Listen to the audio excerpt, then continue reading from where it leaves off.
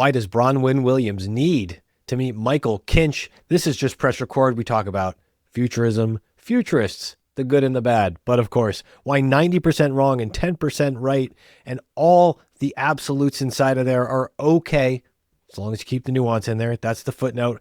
There's a deep dive in cyclicality that kind of arches through this whole thing. Stick around for the end when we really drill into that. And of course, empathy, radical honesty, and enjoy some comedy along the way through our tragic human existence on this rock, which I promise is actually uplifting, a bit existential, but if uplifting nonetheless. Jack Forehand, let's roll some clips. There's kind of two types of futurists out there. There's the keynote speaking type who hops on planes and on stages and tells people what they want to hear. I do a bit of that, but I don't do so much of the telling people what they want to hear. I'm not always invited back twice. We both believe in trying to predict the future, but I'm instead going to say it was because we both believe in, let's say, violent transparency. Cycles are that evolutionary grit. Like what do we talk about in like evolution? You need both competition and collaboration to move forward. It's the brake and the accelerator. And through that, if you get good at spotting patterns, especially the big ones, you can start to figure out that sort of heartbeat of society. You can look at things optimistically or pessimistically, and I think the pessimism seems to be reigning supreme. And I happen to be an optimist and to believe that it will get better, and that when I tend to look more in the past. I'm probably more of a historian, but I try to use the past to inform the future. And I'm convinced it's going to get better because we've been through these kind of times before and we've always seemed to survive. Or we won't survive and no one will hear this and it won't matter. You got to approach people as you trust them. And if you don't, then how dare you preach about things like democracy? Like you clearly don't believe in it, right? You know, you have to start with that sort of benefit of the doubt, and you have to treat people as though they are adults. Whenever you have a strong opinion, make sure it's well thought through. And one of the books that I wrote, I proposed the title to be Unintended Consequences, and the publisher hated it. And it didn't become that. But I think that is really one thing that life has taught me. And one of the strong opinions that I hold strongly is that unintended consequences too often are remembered more than what the original intention was. Nature is based on those cycles and those rhythms and those periods of growth and those periods of descent. And still through that all, that kind of golden thread of like raging against the absolute horror of this existence, of being a soggy piece of meat on a wet rock hurtling to certain death, you know, like the anger against that sort of dragged the slug out of the swamp and turned it into a man is what drags us forward.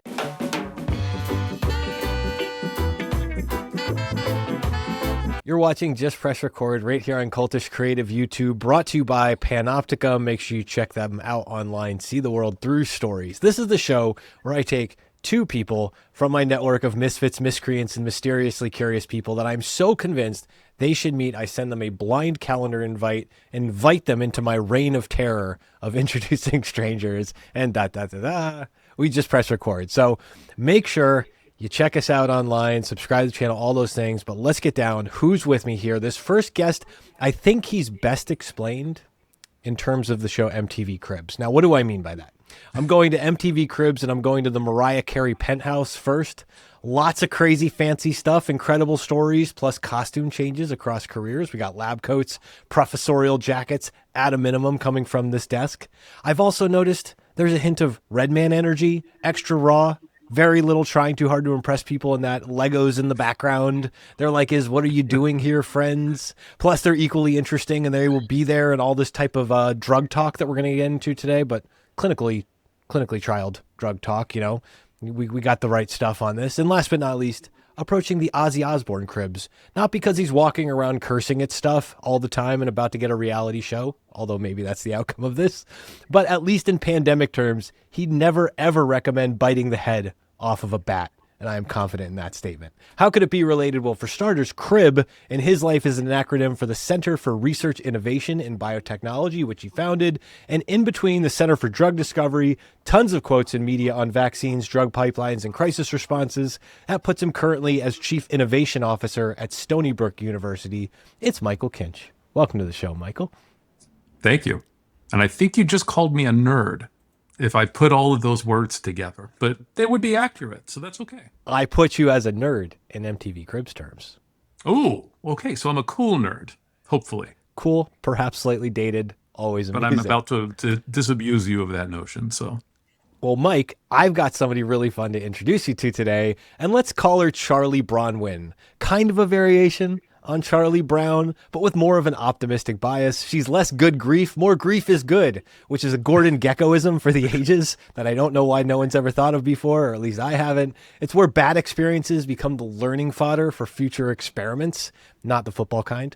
Less, that's the secret to life. Replace one worry with another. And more, this is the secret to scenario analysis. Replace one variable with another, which I know your clinical trial brain will appreciate. And much, much less, sometimes I lie awake at night and I ask, where have I gone wrong? And then a voice says to me, this is going to take more than one night.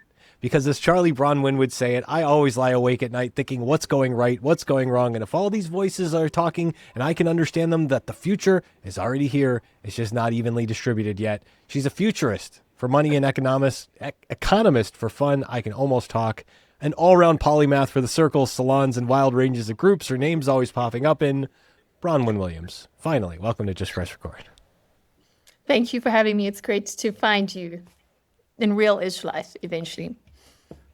All right, here we are, real-ish life. We're going to guess by the end of this conversation why I thought you should meet. I wrote down my answer on the back of this card. Mike, I have a question for you first. This word, futurist, have you encountered this word? Do you have any idea what a futurist is or what they would do? yes, and I'm actually a huge fan of futurism from the perspective of trying to figure out what is this crazy world going to look like in the future? Because right now, you can look at things optimistically or pessimistically, and I think the pessimism seems to be reigning supreme.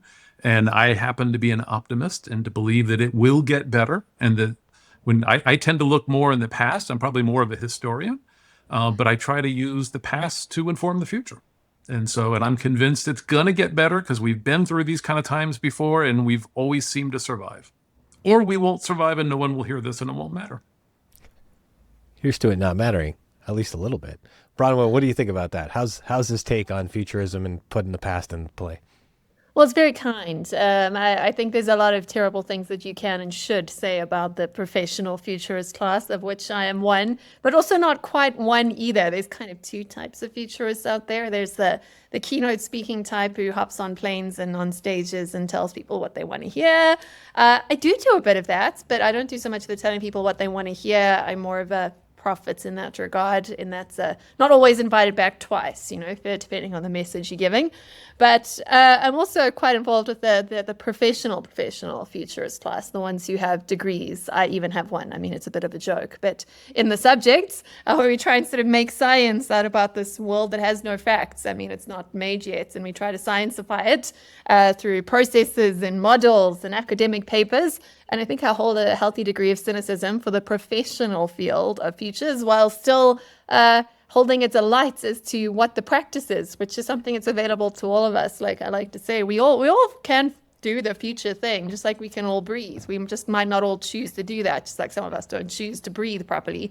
But it really is up for all of us. I just want to make everybody very sure that I don't take myself seriously. I think that we shouldn't take ourselves so seriously, especially when we're thinking about things that don't exist yet. I happen to completely agree with that, and I tend to be extraordinarily sarcastic, which will probably come up about 4 or 5 dozen times in the next hour or so. What do you think the role of sarcasm is? Genuine question, Mike. I don't know. A friend of mine's a guy named Bill Bryson, who's a well-known author, and Bill he lives in the UK now, but he's from Iowa. I'm from another 4-letter state, Ohio, and both as Midwesterners, we're convinced that sarcasm is the most, it's probably a defensive shield, but it's also just you're being transparent, and it's very clear when you agree or don't agree with something. There's no reason to be shy about it. And Bill lives in the UK now, and he says the entire country is basically full of Midwesterners because they're all just as sarcastic. And so where that comes from, I don't know. But I think it's a form of honesty when you don't want to lie. Bronwyn, you're not from Ohio. Tell Mike where you're from. But then also, I'm really curious: is sarcasm there, as London is apparently, the Midwest of the sarcasm capital of the world? I think we're a bit plainer speaking here in South Africa, but full disclosure, my father is British, and he came to South Africa which is a great family story and slightly sarcastic too. His family came to South Africa to get away from London crime after his brother was stabbed in the eye in a London park. They took one little savings they had and came to South Africa to try and seek for medical assistance here. So I think I'm the only white person in South Africa who is here because their ancestors were trying to get away from European crime, which is, of course, just quite fun. But South Africans are quite plain speaking. So also have a bit of a darker sense of humor too. I think you have to in a place like this where resilience has become a bad word. But nonetheless, we do understand it, and having a bit of British heritage, I think that the sarcasm is quite deep in the DNA. So I think we'll get along just fine. What's that like growing up in that household with, does your mom have British sensibilities? Not really. My mother is of what they would call in South Africa the sort of Dutch Afrikaans descent. So they're like quite strict and formal and completely humorless as a sort of a group. I'm sure they will hate me to say that, but no, I think that's a socially accepted Dutch stereotype now. I think Ted Lasso leans so hard into it. If you didn't have a Dutch friend, now it's okay for us to talk about. Correct.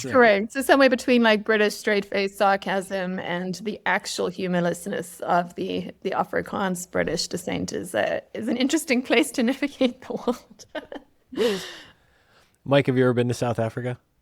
I have not. I've heard amazing things about it, but I have not had a chance to do that yet. So I'm hoping someday to do so. You traveled the world much, Mike? You've been to all sorts of different places? Been to a lot of places, unfortunately, largely on business, which means you're there and then you get back. Probably my most famous situation is I did an out to back to Munich, and I did an out to back to Mumbai, and I was there for 36 hours. So I was in a plane more than I was actually on the ground, which was very, very frustrating. But we are actually starting to travel more, and I'll be in Germany and Austria in about a month, and I'm hoping to survive long enough to be able to do so. This is a good goal. How well traveled are you, Bronwyn? I feel like you're a pretty global person. I am surprisingly well traveled. A mix of choosing the right sort of jobs that send you to interesting places, and sometimes the sorts of places that people don't go on holiday. But I've also, shall I say, invested quite a lot in my global education. So I've traveled to all the continents except the one you only go to because you have too much money. The one down south where you'll like fly and burn some gasoline and leave again. That's I can't quite bring myself to do that. But I think I'm quite well traveled for a South African. Probably not quite so well traveled for a European. But we are very far away from everything, and it's very expensive to get away from the southernmost point of Africa to really anywhere else in the world. Traveling through Africa, I think, is the saddest part because it's more expensive for me to visit my neighboring countries than it is to go like all the way to London or Germany or until recently the US. I haven't been there for I haven't been to the US since post-COVID, and I have some reservations about going back. I don't know how far my internet history will affect my ability to travel at the moment. What do you think the role is, Bronwyn, in like both the awareness of and traveling and your own cynicism, not the sarcasm part, like the cynical part, and then how's that help with looking forward, the futurist thing? Because I think traveling is important, and I think awareness of these things is important, and asking these questions is important, and unless you've done that, how does that work in your head? I think travel is critical for understanding the world. I am a generalist. I'm interested in absolutely everything. I've been unable to settle down and focus on really anything for any amounts of time. And for someone like that, you are interested in exploring space and time. So like Michael was saying, like history is the most rich vein that you can tap to like get context across time. But having that context across space is important, and you can't really trust anything you see online or any media that's been written really since we've been born. You have to go out there and figure it out yourself. You have to meet people. You have to see how people live, how they work, and not in the places that you would if you were just a sort of a Kentucky tourist on a bus. You have to actually figure out what's going on. So I think investing in that space is worthwhile. And I think the main thing that it does, I think especially for those of us who are able to travel, it already puts us in a privileged part of the world, which I don't think everybody fully realizes. Maybe we can get into my favorite bugbear conversation around how people don't realize how rich and privileged they are, is figuring that out. Travel, if you do it right, will help you to check your own privilege and your own bullshits, which is what we should be grappling with all the time. I'm not someone who thinks that you need to be embarrassed of your privilege, but I think you need to be aware of it. And being a white person with a British passport living in Africa through the transition of apartheid, I'm aware of that consciously all the time. And that many people would see that a privilege is something to be kind of torn down. But on the other side, it's a responsibility, because a weird thing about privilege is it's not transferable. You can only either use it for your own ends or for better ends, or lose it. It's very similar to kind of like agency, right?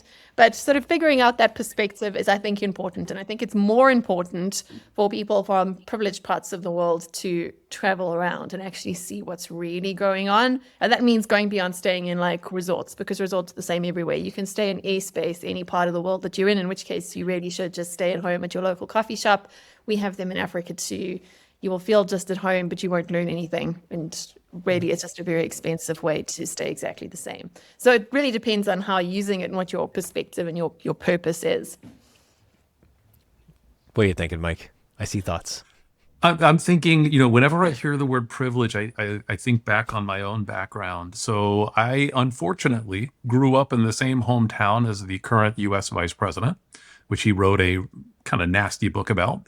But I am a senior level person at a university. And so there's an assumption when people talk about privilege that, oh, there's that white guy that's clearly come from wealth and probably from parents who were academics. And my mother was an academic, but she was a third grade teacher. And she was the first person generationally, I do a lot of genealogy, to have ever gotten a college education on either side of my family. And so, a lot of assumptions, and I'm sure this is true in South Africa and everywhere else, are based upon, again, there's a mediocre white guy, he must come from privilege. And I'm not claiming that I came from dirt poverty, but maybe a couple steps from that. And so and I have a lot of relatives from and ancestors from Kentucky. And my ancestors did come over on the Mayflower, and everyone assumes privilege. But the ancestors that came over ended up in the hills of Kentucky as dirt poor farmers. And so just because you came over on the Mayflower doesn't mean you're going to end up being a world leader. So that was the crazy thing going through my head in real time. And again, I have no filter, so you know what I know. No filter can be a theme of this conversation. What do you know about any of those places that he just rattled off, Bronwyn? Like, how aware of Kentucky and Ohio are you, actually? Well, I read the vice president's book. Does that count? I haven't been there. In the US, I've been to Miami, I've been to New York, I've been to the West Coast, been to Baltimore. That was the most exotic place that I've been to there. But I haven't really been to the center of America, which feels like I haven't really explored like a whole continent. It seems like a whole different world.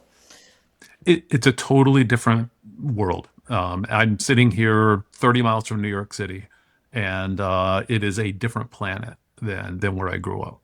People are the same, except for maybe driving skills, but otherwise, it is it's amazing how different it is. And I was called a. Oh, I'm sorry. Oh, I do work with an amazing person, Stephen DuPont, who is the editor of the Association of Professional Futurists journal that they put out. And he's from Minnesota. So I've been learning a little bit about that part of the world too, because we've been working quite closely together over the better part of a year. So I do know people from there, but I can't say that I know the context. It's okay. I ask because there's a weird thing, the way you were describing, like where you are in South Africa versus the adjacent stuff. This is a very Midwestern experience too. And very much with a former U.S. president, former U.S. vice president, and then president not far up the street from where we call home. I've got the Biden Expressway running straight into downtown Scranton, Pennsylvania, just up the road. And it's weird to sit on the like sit on the edge between like, oh, here's a big city, here's a place people will come and visit, and then here's something that no one has no one gets, no one understands. People will make assumptions and they won't understand unless they experience it. We're definitely a flyover city here too. Nobody comes to Johannesburg unless they're coming for work. At least from outside the continent. Many people, in fact, even people within the continent, they come to Johannesburg for work. It's a city that's been built not on a river. It was built because people found gold and people came from everywhere to make money, but nobody comes here to visit. I mean, tourists will fly in and fly out to Cape Town or to the coast, and our day-to-day lives are rather unscrutinized, I think, at a global level. There's just assumptions about Africa as a whole, and it is. I think there are some commonalities, like you're saying. Inside of that too, I'm cutting you off for a second here, Mike, because I want a little more on this too. Does growing up and being a part of a place like that, do you feel like that's like a superpower for how you see the rest of the world? Absolutely. I think I've spoken about this quite a lot on many podcasts in many parts of the world. And that is that I think South Africa, and there's a few parts of the world that can be seen as kind of these little kind of fulcrum points that give you like little cracks of the future before it gets here. South Africa is one of them. You can look at like Japan as a different sort of canary and a different sort of coal mine. But my case is that South Africa is a particularly, and I think my perspective as quite honestly a white immigrant family, like I was born here, but my dad was not. So, like we don't have deep roots in here.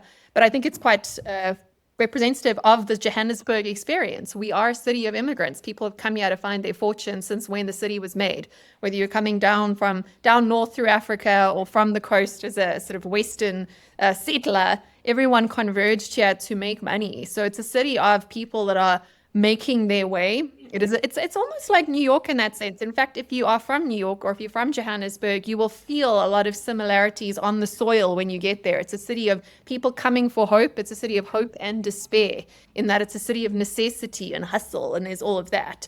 And even within that, you've got the South African context, which again kind of points to mirror and distort and amplify a lot of the kind of future edges of Western civilization. Again, South Africa is a product of the West. We were colonized. We had apartheid. You can't forget this. We don't have to immerse ourselves and wallow in it, but we must understand that context. Our culture has been influenced by the West. The television programs we listen to, the way we sing songs, it's with an American accent, the cultural references, especially with my generation, it is changing for my daughter's generation as Africa is becoming more Africanized and finding itself. But for my generation, for people in their 20s, 30s, 40s, 50s, figuring out their way in this new geopolitical, new technological world, South Africa in general, Johannesburg in particular, have a lot of lessons or clues as to what's happening in the West, right?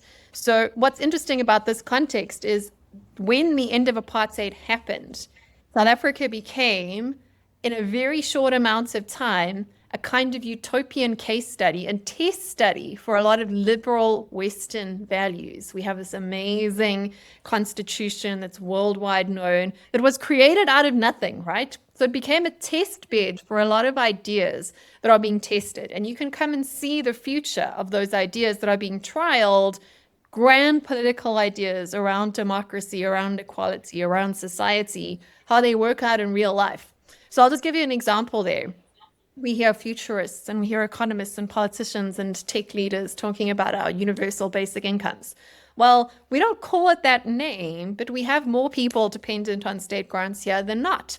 And we're not a super poor country. We are a developing country, but we're not a low-income country. Ask me about it. My rands might be low-income rands compared to $1 or £1, but if I want to get a discount from a university for being a developing country, I'm not getting it because we are actually quite rich, certainly compared to the rest of Africa, and we hold our own in terms of our sort of general average wealth compared to like your South Americas and your sort of more developing parts of the world.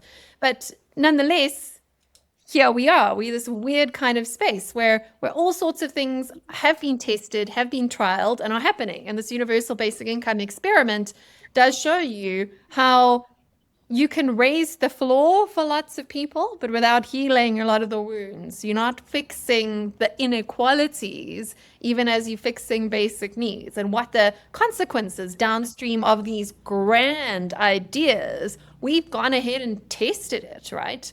We tested all sorts of things that would have been impossible anywhere else, but because you were starting from a blank slate, we were able to test it. And you could come play with our case study. You can see the future here, where it's worked and where it hasn't, who wins and who loses. Of course, anyone that's sort of interested in economics or history, what are they calling it now? Sort of like macro history or psycho history.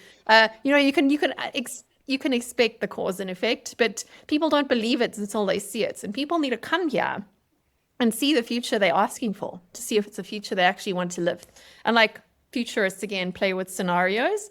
Like, I think South Africa functions as a scenario for a lot of the intellectual software that the West has developed but not practiced. And I mean, like, there have been other case studies, like, of course, what happened with communism in Russia and the intellectual software that was born in pubs in Western Europe and ended up sort of acted in play in the east of Europe, right? With consequences that were quite divorced from the people who put those ideas into existence. And I do find South Africa really interesting there, really interesting in testing issues, particularly around equality, particularly around diversity, these big dirty ideas that are barely being uttered, even in the most sort of developed parts of the Western world. But here we've had to confront them. We've had to talk about them. We've had to de-taboo a lot of the topics that are kind of being dusted off now and had to live with them one way or another. And nothing is perfect, but that's the point. A scenario will never be perfect, but it's more valuable if you can come and look and come and learn. We're not very good at learning lessons as human beings, but I always find it quite interesting to say, I see you doing that. Well, we tried that, and this is what we got. Some of these things are great. You should definitely do them. As others of these things perhaps had a few unintended consequences you might want to consider. So things around resource allocations, things around housing scarcity, all these sort of microcosms. We've got a lot of stuff going on here. Much like our natural landscape, it's a little bit of anyone's dream holiday here. You've got from your political and economic landscape, you've also got pretty much anyone's dream structure here. The crypto bros want to make their sort of fantasy different rules for operating systems for society. Well, we've got so much that going on here. We've got the compounds behind locked gates that people can kind of run their own fiefdoms with their own rules. We've got all this stuff going on. So that won't last forever. We're going to be, the keys are going to be turned, the digital identities will flatten all of us along with our digital monies, along with the rest of the world. But for now, there's a lot of interesting experiments being run.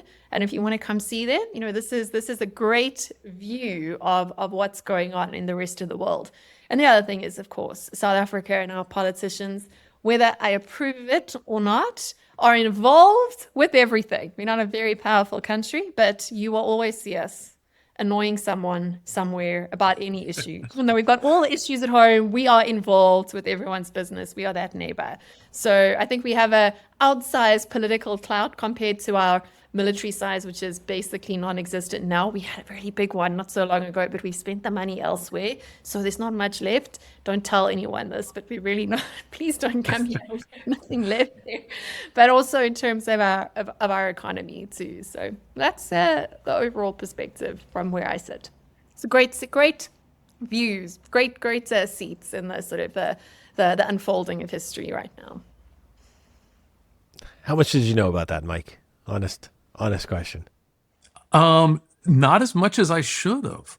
I didn't realize all the experiments that were going on. I have followed, I'm a big history fan, so I have followed sort of current events. And in this case, I'm showing my age, current being from maybe 1980s forward. But no, I think it's interesting that it sounds like, I kept thinking I'm a scientist, I'm an immunologist by training, and I kept thinking basically of little white mice that we inject with things and then ask what happens. And it sounds like that's what's happening in South Africa. That's what I do see it like that way. I don't think our politicians see it that way. I don't think they see themselves as men in white lab coats, experimenting on us. But they are. We've implemented some pretty radical ideas pretty fast. We adopt a new regulation fast. Hey, we're like early adopters with So I'm a data guy. New ideas. We do this stuff, right? and fast because you're working off a much lower base. And of course, that's changing as time goes by, as it develops. That sort of leading edge and bleeding edge does kind of get flattened a lot. But I think especially if you look back at kind of like the last 10 years, if you were paying attention to South Africa, you could have made some pretty good calls about politics, geopolitics, economics, all the sorts of policies, how they have played out in other parts of the world. So I'm a data guy, and by definition, I think we began with NERD. And so what have these experiments told us? What's working? Forget the things that don't work, because in science, we quickly learn that 90+% of your ideas are wrong. But it's that 10%, and you've got to figure out the ones that are right, where you can then make progress and move it forward. So what is the data from the South African experiment taught us that can be applied more broadly? Yeah, I think in general, what we're figuring out is that human society is messy and that utopia always comes with costs. This is like the big, like indisputable lesson that you're going to get. That you can have, that having more often comes with more inequalities. And is that an acceptable outcome? That depends on your values. That's a values question, not an absolute question. And I think that not enough societies have articulated what their values are, because if you don't know what your values are, any outcome can be okay. So, I mean, like you can see this with like the ESG kind of story too. I keep on going on about this, that like we were told this like dirty little lie. And I think that there's lessons with our economy too. Wait. Mike, do you know what ESG is, Mike? I know what ESG is, but what's the dirty lie? Governance, and diversity, equity, inclusion. There was this dirty little lie that went around largely by the sort of the talking head class, my class of people, and largely from your nice big consultancies who told this wonderful lie. And that was that by doing good, you would make more money. And they had it entirely backwards. This is the lie I still get heard. And every time I say this, especially in a South African context where it's more sensitive, where these issues are more visceral, Africa's on the bleeding edge of climate shifts, of droughts, of water scarcity. We didn't have water here last month for the last 20 years of my life. In fact, my daughter's whole life, she's lived with rolling electricity blackouts. We got that sort of stuff. We're on the bleeding edge of like the edges of resource capacity and what we can do with that. And of course, that's got equality issues that come along that come along with it there too. But we're kind of coming back to the whole kind of story I'm trying to put together there, is that in this ESG and DEI space, we were sold this lie that by doing good, you got material goods. And that's never been the case. Like my parents, not only were they sort of conservative in their background, they were also conservative and religious in that regard too. And in the growing up in the sort of conservative religious space as opposed to home, rather than a sort of more American style prosperity kind of gospel, we were brought up to know that you did good because it was good, and you did good with no expectation that wealth or material fame or claim by anyone else would follow. This was like a clear basic principle, whereas I know many other people brought up with very similar or seemingly similar religious backgrounds, but really the story was different. Do good and you're going to get rich. This is like what people are told, right? And that was clearly something I could see through because my parents were conservative. I went to a school in my primary school age that was run by an American evangelical preacher who would come and preach the prosperity gospel, and everybody around me kind of bought into it in the school setup, but I was immunized to it because of the way I'd been brought up at home. It was like, this is not actually true. Like, I know my parents are good people, but I also know they are certainly not as rich as all of you, right? It was quite visceral. I'd learned that lesson. And then you could have sort of grow up in a country that's trying to heal, an economy that's trying to grow. And of course, you've heard this across the world, but believe me, we had the message much deeper here. We wanted people to be kind. We wanted people to be good. We wanted equality to improve. We wanted to reduce the gross inefficiencies and the gross inequalities, gross injustices, the indignities of our economy. And we bought this story. We bought this story that doing good would make you rich. And that worked until the COVID money we were talking about earlier ran away. And suddenly companies, first in the UK, which again, being sensitive, sarcastic people, kind of notice the truth before everyone else does, noticed, investing in environmental, social governance and diversity, equity, inclusion programs aren't actually translating into shareholder value. They're translating into karma points, maybe, but they're not translating into shareholder value on the balance sheet. And anyone who pointed this out, including little old me, was like, shut up, we don't want to know about this. We don't want to talk about this. We want people to do the right thing, and we're rewarding them with this carrot. And that, of course, it only works as long as you can believe the delusion, and you can believe the delusion while the general economy is increasing, right? And we saw that in South Africa too, with a lot of the concessions we made as a society, which we absolutely should have, but we sold it in the wrong way. You sell it around shareholder value. You're setting yourself up for a huge failure when rubber hits the road, and accountants look at the balance sheet and you see that actually, when you look at it with clear eyes, not with deluded rose-tinted goggles, that it's the other way around, that this comes back to the privilege point, that actually having money allows you to invest in your values, but it doesn't follow the other way around. And this was a lie, and we still hear it being told.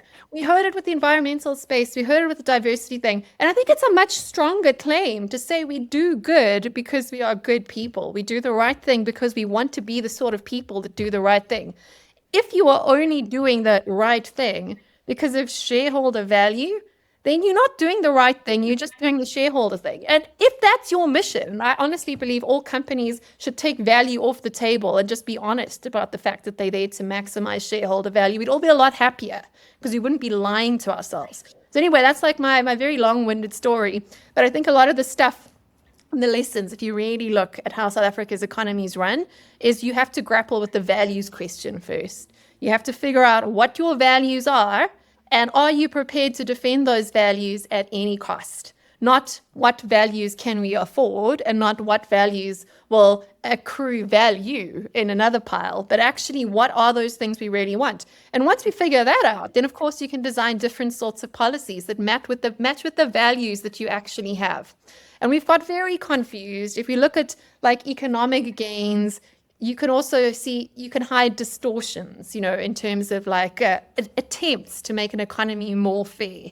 It depends how you measure these things, which again depends on what it is that you really, really value, and kind of figuring that out and figuring out those values have a price, and are you prepared to pay it, is a much more fundamental sort of thing to figure out before you try and design policy interventions, which will end up becoming cynical and exploited, like we've seen with the greenwashing and all the ridiculous stories there. I can tell you more ridiculous stories here in South Africa before you want to bring up anything sheltered. Like we've been there, done that.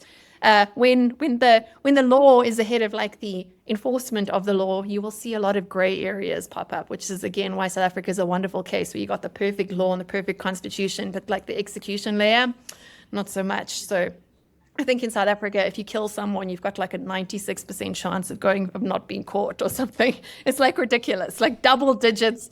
You're probably going to be fine. So like you have to figure it out slightly differently. And again, in terms of the unraveling of like the rule of law we see at the moment at the geopolitical space, we'll know the Mark Carney World Economic Forum thing. That state of nature, we've got it here, where you've got the words that don't align with the actions and all this stuff. But anyway, I'm talking far too much, but that's one of my sermons, the fundamental disconnects of values and value, and how we make such bad choices based on lies. You have to unplug the lie before you can have a productive conversation about how to actually fix what you want to fix. Mike, I'm giving you a chance if you have any thought on that, but then I have a question for you too. I would say my initial response to that is that the United States has always been very proud of its values, to the point, frankly, of hubris. So pride, going back to ancient Greece, pride often leads to hubris, and that's, I think, the big frustration that a lot of us in the nation feel now, is that our values, especially in the last, let's say, decade, and especially in the past year, are not being practiced by those who are supposed to be representing us, and it makes some of us completely frustrated, angry, you name it, and it's interesting that around the world the same experience is being felt. I'm sure not just about the U.S., but about their own economies and own politicians and own leadership, and so I think the key, and this is where I really do believe that the future will always be better than the past, is that we need to learn from what works and what doesn't to figure out for the future what's more likely to work. And as a scientist, you never say absolutes. You say what's more likely. You know, what's the hypothesis that we're going to test? And I think that's where I'm gonna stick with that optimism thing and keep moving forward with it. How do you think, Mike, about values, especially in your main work? So I'm thinking about immunology. I'm thinking about medicine. I'm thinking about testing a drug. Where does values come in, or is the value just in the what you just said, in the scientific principles? Well, even though I'm not a clinician, I think everything is driven by the first do no harm. Or maybe stated better, make sure you leave the world better than the way you found it. And so that's really the goal, I would argue, of medicine, of medicines, both in the singular and in the plural sense. But it's also the value of science. And in my current role, not only do I analyze the pharmaceutical industry, but I'm in charge of an energy center, which is looking at alternative energy sources, wind, solar, nuclear, you name it. How do we make it safer, better, and more available, more affordable? And the irony and the frustration that I personally feel is the criticism that science is under right now.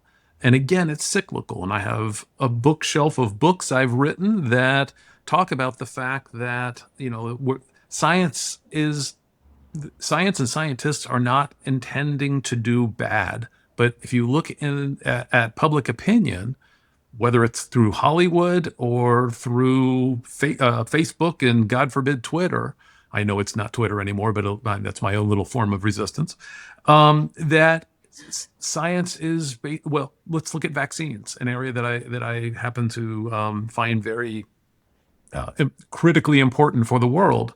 The ratio of anti-vax to pro-vax messaging is at least 100 to 1, probably more like 1,000 to 1. And frankly, if I go on to Twitter and look at those anti-vax messages, they're a lot better formed. They're a lot sexier than the boring pro-science messaging that says vaccines have, other than maybe clean water, saved more lives, human lives, than any other scientific discovery ever. And so without going down the cynical route, I think it's important. We've got to remember that the world today is better than it was yesterday, and it'll be better tomorrow. And we forget that. And again, I'm going to be a nerdy scientist and say science is part of it, but it's the adoption of science. And that's where I have a big worry, is that we're moving backwards, at least in the United States, and I know it's around the world. The adoption of vaccines is going down because people think there's a conspiracy, or there's whatever their twisted logic is. They're rejecting fundamental data. And so that makes me slightly crazy. Bronwyn, he said a bunch of stuff in there that I'm sure you have some questions about him and what this background is. I believe the term was rambling. No, that's perfect. I love a good ramble. I mean, that's what makes it fun. Part of the format here is a good ramble. Let's be clear. Script, and these are the notes you can stick to. Who wants to do that? I don't respond well to direction. But picking up on what you said there, I can't let an opportunity go by without quoting Terry Pratchett. And of course, one of his beautiful quotes was, "Lie can run around the world before the truth gets its boots on," which I think speaks a lot to your point. But I think it's also a point to be said here around why. Like we can see anti-vax rates are increasing and vax rates are going down. And we can respond to that with what we think is the right response, or we can respond to it with the real response. Like my little mantra for my business is, you got to understand the world if you hope to change it. You don't do the understanding piece. I don't care how good your policy is, your message is, or how true it is. It's not going to work. In fact, during COVID, based on the same issue, I did an interview with a lady who refused to let me publish it because she was so mad at me by the end of it. But she called herself, what does she call it? She calls herself a behavioral linguist. So this was like, remember behavioral economics? She had tried to make a new field, and she was doing a PhD, and so she was very clever. And she got a contract with one of our big insurers here to behaviorally, linguistically manipulate people into taking the COVID vaccine. And her thing was all about She also didn't understand behavioral economics, which is all about changing the frame, not actually changing the incentive. Like, she didn't actually register that. And all of her interventions were not about language, which would have actually been quite an interesting study, but they were all about changing incentives, both through punishments and through rewards. And her whole thing was, we're going to get people to take vaccines by giving them free access to fast food or to sweets. And I was like, that is a terrible message that's going to end up with anti-vaxxing. You know why? Yes. Because you are bribing people to do something healthy with junk food. How much credibility do you have? You've lost all credibility in my eye. I now view you with cynicism, and I think you're trying to trick me like an advertiser. Her other message was, of course, to punish people, to not let people go into work. In fact, she got that policy implemented at our largest insurer. People were not allowed to go to work unless they had this vaccine. And that punishment immediately, do you know what it does to a human brain? If you're forcing me to do something that's supposed to be good for me, I don't trust you again.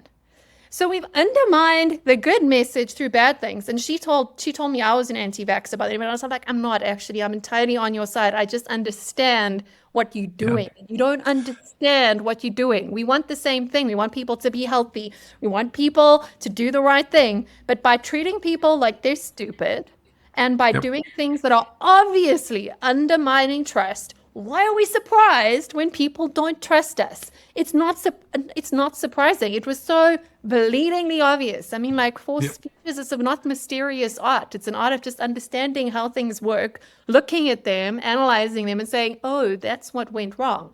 But this whole piece around truth, trust, science, integrity, has been so badly undermined by the people who are trying to defend it because they've resorted to the tactics of the enemy.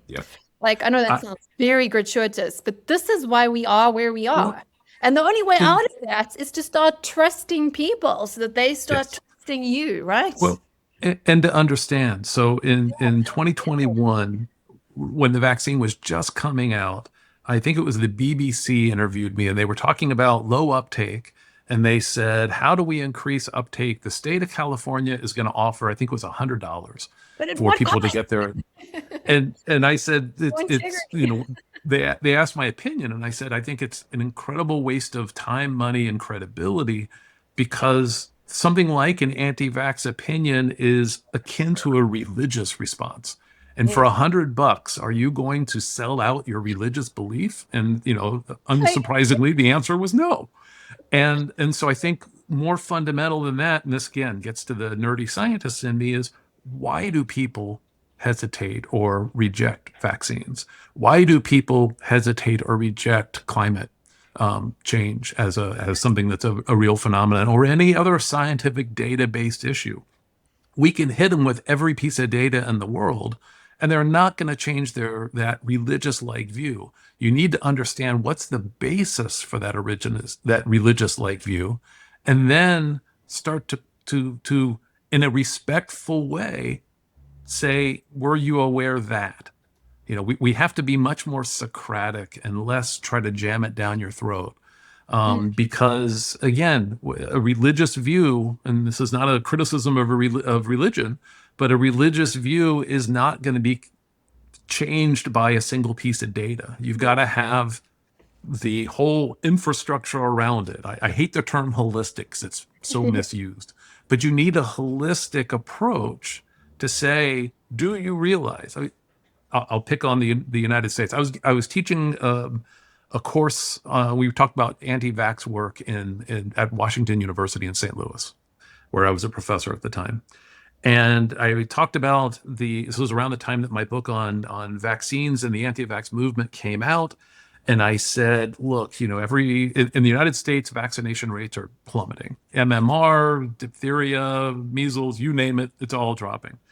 And there was a graduate student in the back of the room who just started swearing in a language I didn't understand. Turns out it was Portuguese, and she was from Brazil. And she said, in Brazil, we confront infectious diseases on a daily basis. And she named, this relative died of chikungunya, this relative had, and it was just one disease after another. And she said, you stupid Americans. And it was a room full of Americans. You have no idea what infectious diseases are anymore. And, she pointed out that you have to have your vaccination card on you as an ID, as part of your ID. If you get pulled over for a traffic ticket and they ask you for your vaccination card and it's not up to date, you have 24 hours to get revaccinated. And they're not walking around all with autism or anything else. And so it is she was just pointing out that, well, to use the term privilege, we have the privilege that we wiped out the diphtheria, pertussis, tetanus, measles, mumps, and rubella that had plagued the United States, except now we've let our guard down, and unsurprisingly, it's coming back. So yes, another rant. But one that's fitting for it, in the sense of that. So Bronwyn, like, how do you take on? I'm just going to be a moth for this flame on this too. The idea of like misunderstanding like incentives versus frames, and thinking about that, and also thinking about just like this is a almost opposite sides of the world conversation with this. What are some of the ways that you've encountered for like getting past that, letting people know like you're misunderstanding?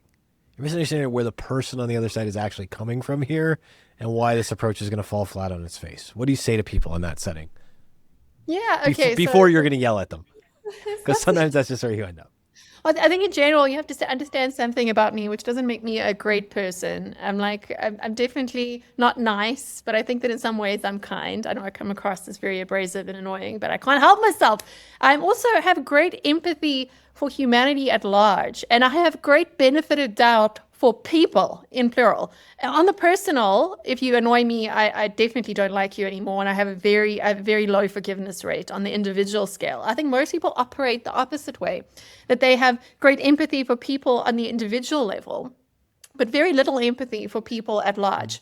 I work on kind of like the guilty until proven innocent. I love you all until you've crossed me, right? Which is, I'm not saying I'm great. I'm definitely not. I think most people that know me will think I'm quite scary, and for good reason. But that's my way of looking at the world. Like, you have to give people in general benefit of the doubt. And yes, there are stupid ones among us. There are bad ones among us. We all know how many psychopaths there are in the room. And in fact, I might be one. But nonetheless, you should be scared of some. But in general, you gotta approach people as you trust them. And if you don't, then how dare you preach about things like democracy? Like, you clearly don't believe in it, right? Like, you have to start with that sort of benefit of the doubt, and you have to treat people as though they are adults, so they are thinking adults that think like you. In terms of the more sort of basics of the difference between incentive and frame, the big breakthrough with like behavioral economics and the nudge stuff, which I don't love. I don't think there's anything paternal about or libertarian about paternalism. I don't love it. I'm going to come back to your Brazilian traffic stops too, because I don't love that either. I think that's also paternalism. And don't touch me on my freedom. Don't tell me what to do.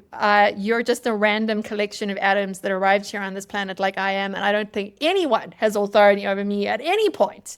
But I do think that that coming from that perspective, I respect people's autonomy to make good choices for themselves if they are given all the facts. And one of the ways that we can help shift the frame is through radical honesty. Even take something like a polio vaccine. My mother had polio. She had the braces. She's fine now. But we know this. But at the same time, the vaccine is not risk-free. Parents need to know that. You can't pretend it is risk-free or you lose legitimacy, but you can say, this is the odds of something going wrong if your kid does take the vaccine, and this is the odds of them ending up horribly disfigured or with an awful life if they don't. Now the choice is on me. I can make the smart choice. It's like the values choice around the ESG and the DEI. Are you doing this only for the shareholder value? Fine, then you are obviously an asshole. That's great. Can you live with yourself like that? Or are you doing this because you believe it's the right thing, in which case you're willing to take a bit of skin in the game and take a bit of pressure at the boardroom? It's a different kind of choice there. But to come back with the sort of frame versus incentive is the idea behind behavioral economics, which was really big on the internet around about sort of 5-6 years ago, and they had all the cool books coming out about how government could manipulate us better.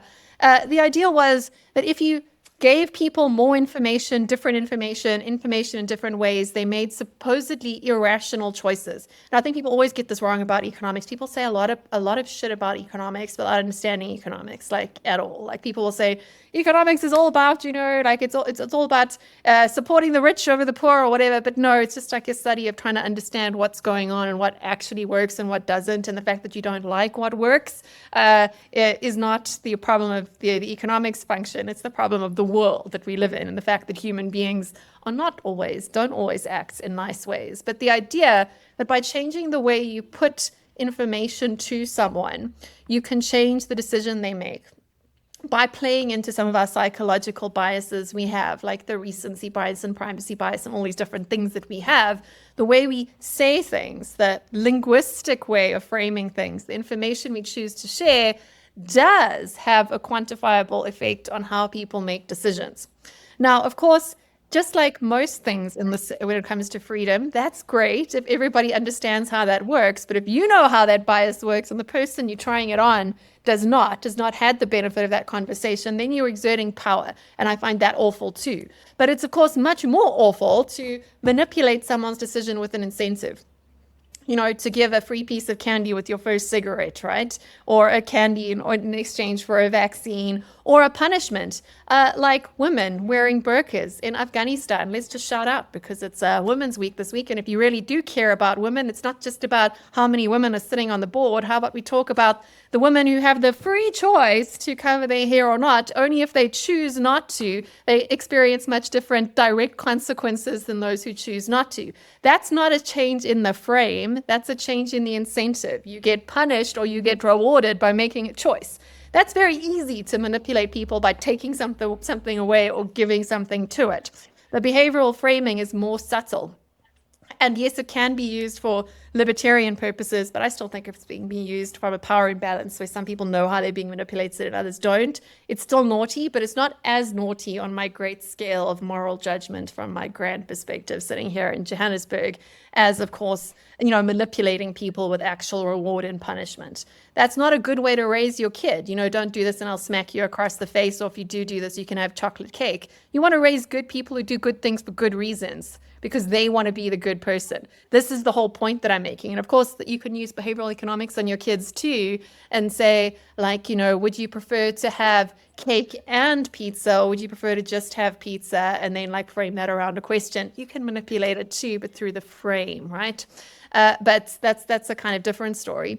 But then we can also go back to the Brazilian thing with those cards. That is an example of changing the incentive. Brazil still has a lot of stuff that's a echo of their fascist background. The fact that Brazilian politics obviously does switch from left to right quite a lot, the legacy of some of that has carried forward into their more democratic regime. Interestingly enough, we also have legacies of apartheid that remain with us in South Africa. Part of apartheid South Africa is we had this thing called a Dompas, which was this terrible internal passport, this paper ID, not digital ID yet. Everyone is doing this now, but again, South Africa is always ahead of this stuff. We had these paper identifications that people of color had to carry on them. If they didn't have them on them, they were beaten or locked up or jailed. And we don't have that now, technically, but because we all do still have identification numbers, a legacy of the apartheid government, something I know you don't have in the US, but we always just took it for granted. We also demand each other shows our identity documents to access certain suburbs, to access corporate buildings for works or for job interviews or for meetings, which you're shaking your head like it's so crazy. But that's another thing within Brazil. You've got this legacy of a less democratic regime that's been carried forward because it was so normalized. The so-called good guys are still using it as a means of sort of control and surveillance. Vaccination card's one of it, but I was also in Brazil last year, and I was horrified to find out you had to show your identity documents, in my case, a passport, in order to buy anything. So, of course, that also changed the incentive. If you don't do that, then technically you're tax evading and you can be punished. But at the same time, that draconian rule, much like punishing people around or rewarding people around vaccines has also created directly the incentive for a black market economy that's cash-based only, that requires no trace. And that, of course, actually accelerates tax avoidance rather than enhances it. So these sort of surveillance things we put in place, which is a means of control and a means of disincentive for not obeying the rules, manipulating people, treating people like they're children rather than adults, actually causes us to behave like children, which I find so interesting. Again, with all the people in my streets, we got lots of crime here. Everyone was very excited to put up facial recognition cameras on their streets. It doesn't actually stop crime. It just creates a new class of identity theft, okay? This is now a big issue. There's this wonderful company here or NGO called IntelliWatch that looks at this data and shows it doesn't actually save lives or property. It just shifts crime to a different space and creates honeypots of data. So in general, to sum up all of that ranting, I do believe in treating people like they're adults and treating people with respect in general until they breach your trust in the specific, in which case you're allowed to punish them, I think, if they have actually done something naughty. But giving people the benefit of the doubt actually has better results, and it makes for a better society. And I think that's one of the awful things we're stumbling into, is that with, like you're saying, declining vaccine rates, at the same time that it gives the anti-vaxxer, borderline religious community now a reason to say, see, I told you. They are forcing you to take this. They're going to take your children away if you don't have this, on the extreme. I know there's some people that would love to do that. It gives the conspiracy movement justification. But at the same time, the conspiracy movement that is a reaction to infantilizing policy also creates proof and evidence for the policymaker to become more hardlined, to say, see, these people are crazy nutters who don't love their children, and we have to take control of them for them. And that creates this vicious cycle that doesn't lead to great periods in history. But overall, still, Michael, I am generally with you that I'm a long-term optimist, a short-term realist, shall we say, because I think in general, our curve, our evolutionary journey is up and to the right, but it's quite a spirally journey. There are definitely downturns along the way, and negating that is also not particularly realistic. But being a spiral, generally when someone's going down, someone else is going up, which balances out over time. It's just not super comfortable depending on what side of the wheel you are at what point in time. But anyway, I think these sorts of clues around how we incentivize each other, how we frame our questions, how we define our values together and navigate that are pretty good clues as to, you know, how long we spend on the down and how much time we get on the up. And these things do seem, from looking at history, to be repeatable rhyming patterns, if not exact full-on repetitions. I think it was, wasn't it Voltaire who also said, you know, well, many people have said history's got a great rhythm section, even if it doesn't quite repeat. It's definitely got a good beat. Or rhymes. It may not not repeat, but it rhymes. Yeah. What's the thing, Mike, about, and you said earlier, about you're going to be wrong 90% of the time as a default assumption. So of the 10% where you're right, trying to build on it. How do you think about that, both in the scientific sense, but also in like the socio-cultural sense? And should we not read anything between the two? I think it's inevitable you'll read something between the two, but I think that, and I'm a huge believer in transparency. And in the case of whether it's COVID vaccines or anything, Bronwyn, that you were talking about earlier, we need to say, here's what we know and here's what we don't know. You're right. There is no risk-free anything. Water at the wrong concentration will kill you. Too much water. And there was a period of time, I think in the 90s, when there were called water diets. And people drank enormous amounts of water because they realized that, oh, you'll urinate it back out and it'll take electrolytes and everything else out too. Well, there were a lot of people that ended up, frankly, brain dead from that. Speaking of a different type of brain death, I think there was an assumption by a lot of authoritarians, and I was not advocating a Brazilian type method for the US or any place else. But I do believe that we need to say, here's what we know and here's what we don't know. And that's based upon that science approach. And it's funny, I was on Bloomberg News a lot during COVID. And in maybe the March, April timeframe of 2020, they said, is it possible to have a vaccine by the end of the year? And I said, as someone who's, studied the history of vaccines, no. Practically speaking, it's not going to be able to happen. Well, they gave me grief that for, ever since that, well, you predicted that wrong. And I said, well, I was looking at historical precedents, and I've never been so happy in my entire life to be wrong. So that's one of those 90% of the times that you're wrong. But although technically, I'm not trying to argue the details, the vaccine wasn't approved until January. So it wasn't within that year, it was the next year. But not that I'm quibbling. No, not in any way. But I think that that's the approach that I believe in how you try to change people's minds, is to treat them like adults and to say, here's what we know, the good and the bad, and frankly, here's what we don't know. And even though Donald Rumsfeld was his own type of weird, the unknown unknowns, we also have to admit those are there.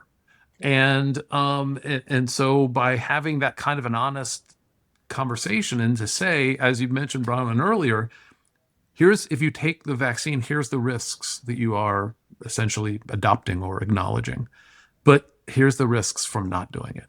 And so making sure that both of those pieces of information are there, and then trusting that the person's going to do the right thing. And I think that's the way ultimately that you win the argument, but it's not the way scientists work. And we are as arrogant of a group as scientists can be. I can distinguish a good scientist from a bad one because they're the ones that aren't arrogant, because they know they're wrong 90% of the time. The ones that to me are shoddy are the ones who are convinced that they're right.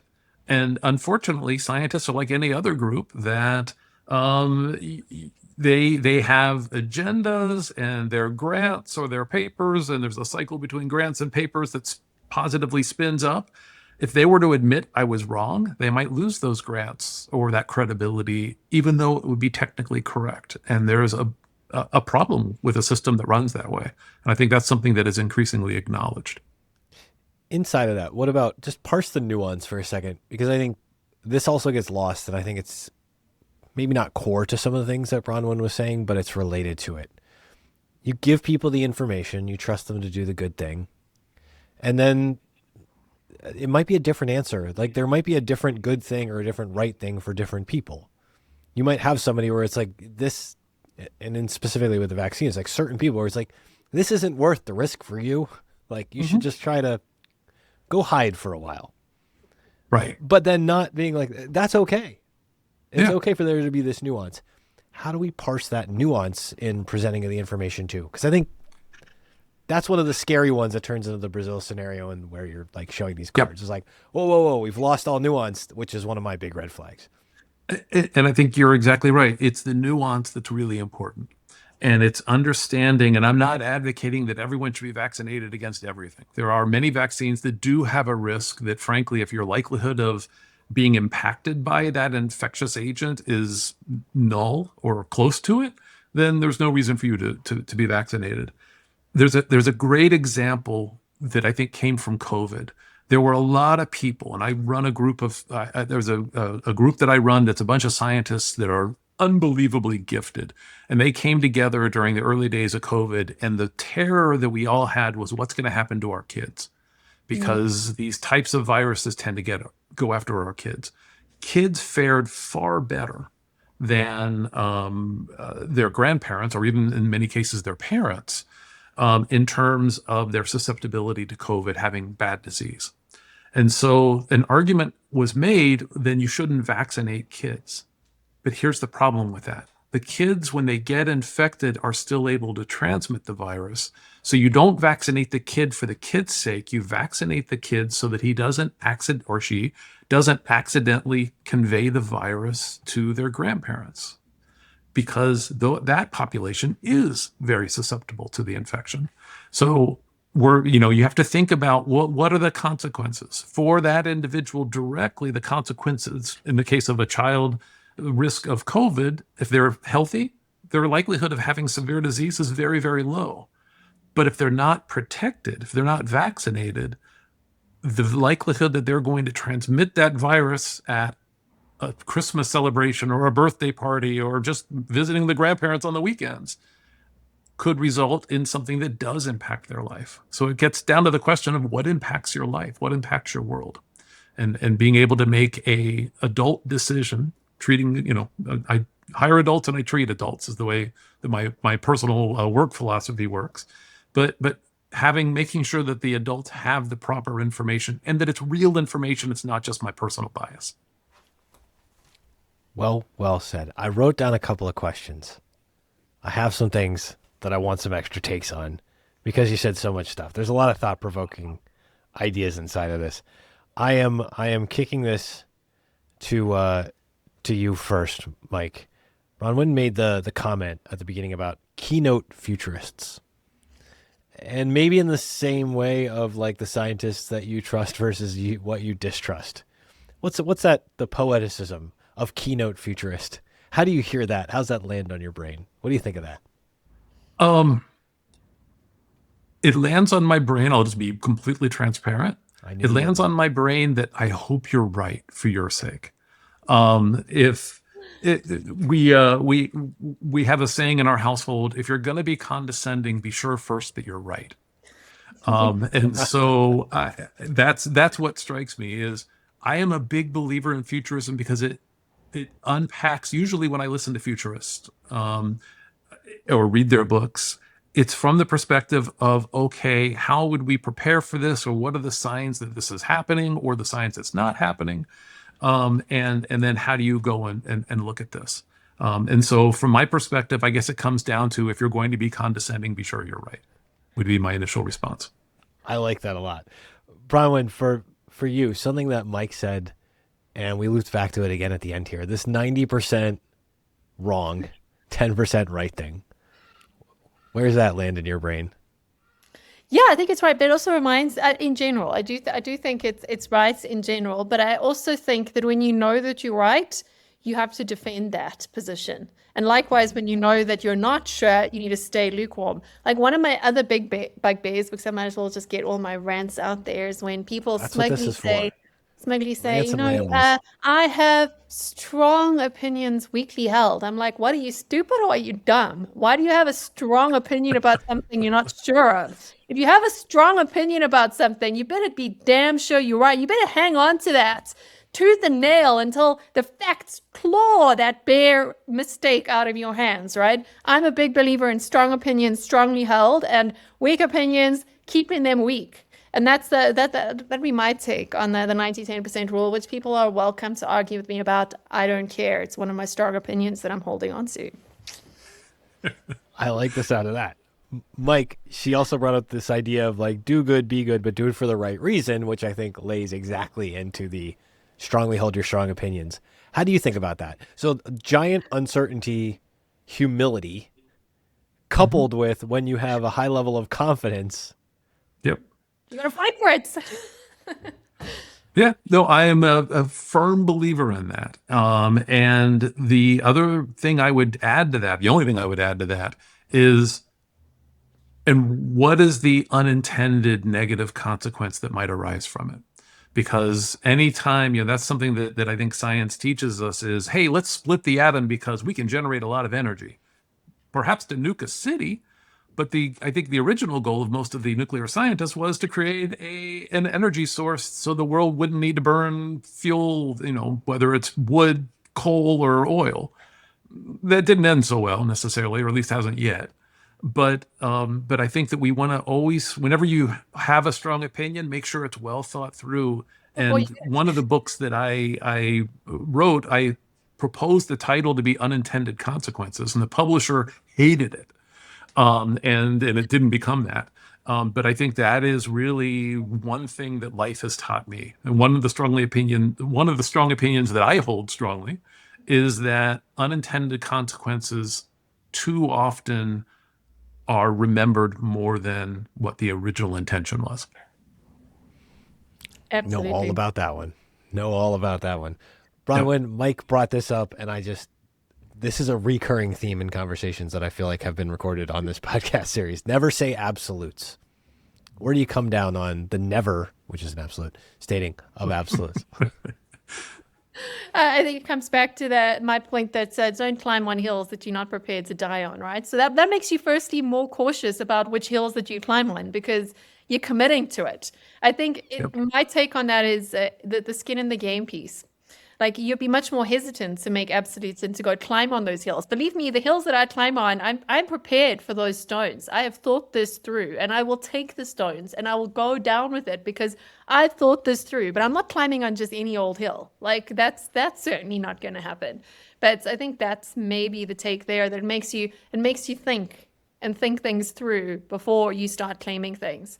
But at some point, especially with moral absolutes, I think we do need more absolutes. These red lines that I will not cross. And I think your nuclear sort of science is a great example there. That's on the one hand, you're going to defend, yes, we can do this. And someone had to stick their head out and say, yes, we can do this. Give me the money. We will make this happen. But someone else at some point has to stick their head out and say, I will not do it for these reasons. I will not be part of this mission. And that's another absolute that I think we should have. So I'm not against absolutes in general, but I am pro thinking it through very damn carefully before you go and do that, because you're attaching your reputation, your history. And as you say, those unintended consequences will be remembered long after your initial claim. But at the same time, if you don't have people that stick behind what they say, especially when it comes to values and morals that you're standing for against a crowd, then we have a much darker future. So I think there's a few ways to look at that. Probably be more hesitant on the science side. Never say never. It can always there's nothing like saying never to a scientist to say, oh, I could figure out a different way to do that. But quite a lot more so saying never to a politician or to a lawyer. I'd be much more comfortable with that. Continuation on that. Well, it's a different topic, but you again, Bronwyn. Mike brought up cyclicality, and he said history doesn't repeat, but it has a good rhythm section. Doesn't often rhyme. We can attribute this to a million different people, I'm sure, in different variations. But what do you think? What's the role of cyclicality? Why does cyclicality matter for a futurist? Well, cyclicality matters first and foremost for a futurist because it is self-reinforcing, because we are planning species. We make plans, and we make plans based on the information that we have at hand. And most often that information is available to other people too. So we all kind of act in the same way. This is why we have stock market booms and busts. This is why we have democratic and more autocratic cycles in society, because we kind of move together because we're working on the same assumptions. And the way to break out of that, of course, is to change those assumptions, right? This is why the central banker will hedge inflation bets by first manipulating the media before he turns the dials on your actual bank account, right? I mean, it sounds wishy-washy, but like I like to say, I'm a trained economist, and they teach you this straight away. Your first monetary economics class, like setting expectations is critical, because expectations change the way people behave. And because of that, that's why we get cycles. So cycles are both predictive and they are cause. So they are cause and they are effect. But this is a very human thing. And I mean, you can get into the whole sort of like values and psychology piece too, and how we want what other people want. And this is why we get movements and why we get motion. And I don't think that's bad, but I think cycles are also very natural. This is why we grow old and we die, and like new things start. These are cycles. Nature is based on those cycles and those rhythms and those periods of growth and those periods of descent. And still through that all, that kind of golden thread of like raging against the absolute horror of this existence, of being a soggy piece of meat on a wet rock, hurtling to certain death, like the anger against that sort of dragged the slug out of the swamp and turned it into a man is what drags us forward. But through it all, cycles are that evolutionary grit. Like what do we talk about in like evolution? You need both competition and collaboration to move forward. It's the brake and the accelerator. And through that, if you get good at spotting patterns, especially the big ones, you can start to figure out that sort of heartbeat of society. Like I can predict that my heart is going to beat every couple of seconds because I know what it's done before. And one day it won't. One day it will stop. But that prediction is enough to keep moving me forward. And that's a very, very small one. But on the civilization scale, the same thing plays out. There's some things that we know happen. We know the young grow old. We know the people, when they grow old, their values shift. What you want shifts. What you start to vote for shifts. And you can make predictions for it. But the more you speak those predictions into being, the more they kind of become self-reinforcing cycles. And those two forces, or what give us this nice beat in history. And I do think the macro history and the psycho history and all the rest of it has a point because of that. It's not deterministic, though. That's the catch.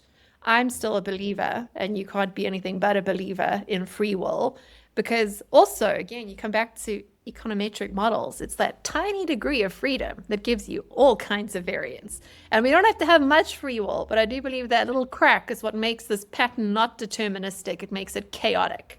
And the chaos is part of the rage, the one that we determine to rise above what we have presently, which is why over time, history looks like quite a nice, it looks more like a comedy than a tragedy, but in the moment, it feels much more like a tragedy because every individual life is a tragedy ultimately, with a lot of good fun stuff in between. But put together, it's a much jollier story.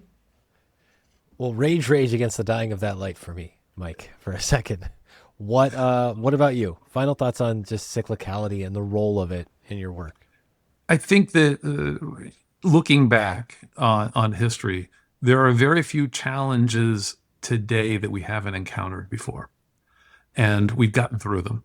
And I do firmly believe in 2 steps forward, 1 step back. And we are at the moment, depending upon where you are, in a 1 step back. So if you look at democracy, we're clearly in a 1 step back. I mentioned that I'm an immunologist that's running an energy center. The activities that are occurring in the energy center that I run are going to change the planet. And this is just one university in amongst thousands. But my gosh, the stuff that we're doing is mind-boggling, and it's going to be very, very positive. So yes, we're in the middle of a 1 step back in some ways. We are in the middle of a 2 steps forward in others. And we'll always keep moving forward in aggregate, but at individual points, it doesn't feel that way. All right, it's time to play the game. Mike, you're going first. Why do you think I thought it would be really fun to introduce you to Bronwyn here? I was going to guess that it was because we both believe in trying to predict the future, but I'm instead going to say it was because we both believe in, let's say, violent transparency. That is one of my favorite things to emerge from this conversation. I'm not going to disagree with that. Bronwyn, same question. Why do you think I wanted you to meet Mike here? I'm going to go with, I think we have in common, we both in some ways Cassandras, who are in some ways shouting about what is obviously true that no one is listening to, right? There's the sort of like, you can see a future. This is the difference between a prophet and a futurist or a fortune teller. Can I take her answer instead? Yeah. Looking at my card, I think I'm going to take it too, but go ahead, keep going. Keep going, Cassandra. It's what will happen unless you use that free will. And whereas the futurist or the forecaster or the fortune teller just says this is what is going to happen. So the prophet is generally raging at people to just wake up and do something. And I think in our different fields, I think we both spend quite a lot of time screaming into the void or old man yelling at the sky about things that are obvious. But if you need to do this now, and perhaps not always getting the result that we want, because that's again. I won't take the slight of being called old, but okay. Thank you. All right, so what I wrote down was crises in the past, crises in the future, and still so much to teach and learn today. I'm a big believer in both of you trying to do that. I'm also a big believer in getting people like you together in a place and just showcasing, look how much nuance is here. Look how much you learn when you just let some of these conversations run. So for all the whatever rants and rambles that are part of this is really special. Mike, if people want to find you on the internet, they want to bug you, see more about what you're doing with the research labs, innovation, where should they look you up? Probably you could go to the Stony Brook website and look up sort of the work that we're doing, both in our energy center and biotechnology and everything else. But to get hold of me, probably via LinkedIn is the easiest way. Bronwyn, same question. People want to bug you. They want to come visit Johannesburg. How should they do that? Well, I am quite old. You can probably find me by my name, Bronwyn Williams, in most of the social platforms that people of our age are still present on. You won't find me on Roblox. You'll find my daughter there. So not from my generation. Let them build the world they want without our interference, is what I say there. But you can also see more of my slightly more professional, because professional is very personal in our role, work at fluxtrends.com. So flux like flux capacitor, flux trends. 88 miles an hour. Yes, .com. Yes. Excellent. Mike, Bronwyn, I want to thank you both so much for doing this. You're watching Just Press Record. This is Cultish Creative YouTube. Like, comment, subscribe, all the things below, and we are out. Thanks for joining us. Like, comment, and hey, subscribe below to Cultish Creative on YouTube if you haven't already. As the good compliance people want me to remind you, Matt Ziegler, that's me, is a managing director at Sunpoint Investments. The opinions expressed in this podcast do not necessarily reflect the opinions of Sunpoint Investments. No information on this podcast should be construed as investment advice. Securities discussed in the podcast may be holdings of clients of Sunpoint Investments. I hope you've been entertained. I hope you found this useful. I hope you talk to a professional before you try any of this stuff at home. And most of all, I hope you subscribed. Be nice to each other out there. And don't forget, head over to cultishcreative.com and let's make curiosity a habit together. And I'm out.